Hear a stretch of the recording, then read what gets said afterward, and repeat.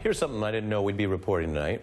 Trump's chief of staff, John Kelly, calling Donald Trump's plan to legalize the status of nearly 2 million Dreamers stunning, unexpected, and then he said this.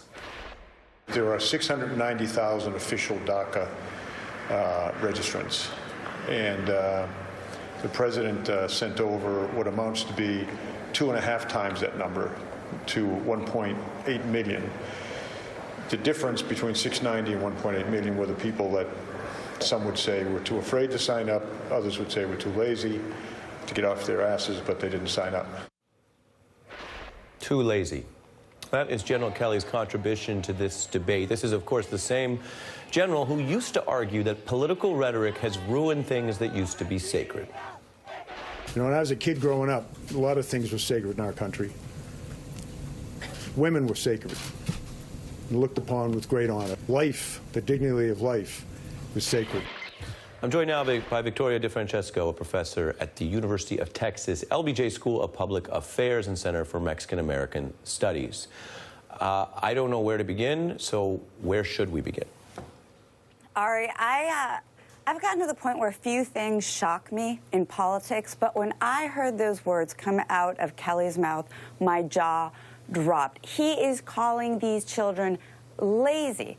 What he doesn't understand is the paralyzing fear that has gripped the immigrant community as of Trump's presidency. So these are kids who not only fear for themselves. If I go and sign up for DACA, well, what if something happens? They do away with their program. They have my information. Not only are they going to come and get me, but they're going to come and get my parents and all of my family. And so, I mean, the notion that it's laziness, aside from all of the stats about how immigrants contribute to the economy, is just something I cannot understand. All right? I'm beside myself with these comments. Well, you put it very well, because number one, it traffics in a very obvious, long-standing smear about immigrants, which is not backed up in any way.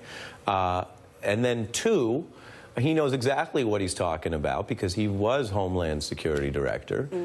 And the entire debate around this issue, and I've long said on air, there are legitimate sides to this issue if one's policy position is that long-term they want less rather than more immigration coming into the country. That's a policy debate.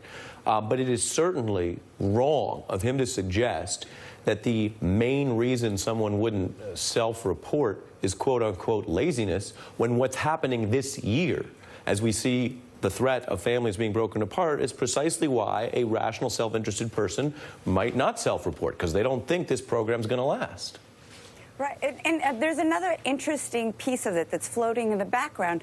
So we know we're coming up on our 2020 census, and we have seen a push among the Department of Justice to include a citizenship question on this. So the Latino community is feeling very scared that there are all of these government entities inquiring about their citizenship status and personal information. They feel that they're just accumulating files on them, so when the time comes, they can just get ready and go and get them. And these are very real fears. I mean, this is something that people just cannot sleep anymore because of the fear that has gripped them. This is real, obviously, as you emphasize. This is real. Sarah Huckabee Sanders did a sort of a doubling down, saying, well, maybe it's not the undocumented who don't self-report who are quote-unquote lazy.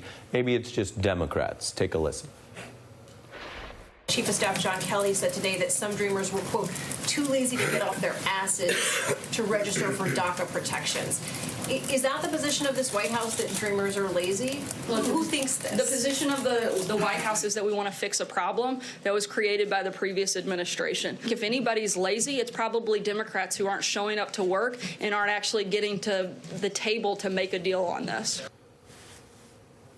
Final thought. That's an interesting way to turn the tables. The truth of the matter is that the Democrats have put forward a number of propositions on how to resolve this, and every time they do, President Trump turns around and says, oh, no, this isn't good enough. If we want this, then we want a whole immigration reform. For right now, we want a resolution to DACA. If that means a wall, so be it. But he is poisoning the well by trying to include a whole comprehensive immigration reform that is completely completely anathema to what we want in this country, which is a country of immigrants. And given the frequency and repetitiveness of which DACA and related debates are leaked, said, and reversed by this administration, you almost wonder whether there's a deliberate political strategy to get this in the water and get it debated and get these slurs out there without actually doing policy making. I wouldn't call that lazy. I would just say we observe it. Victoria DeFrancesco, thank you very much. Thanks, Ari. Ahead.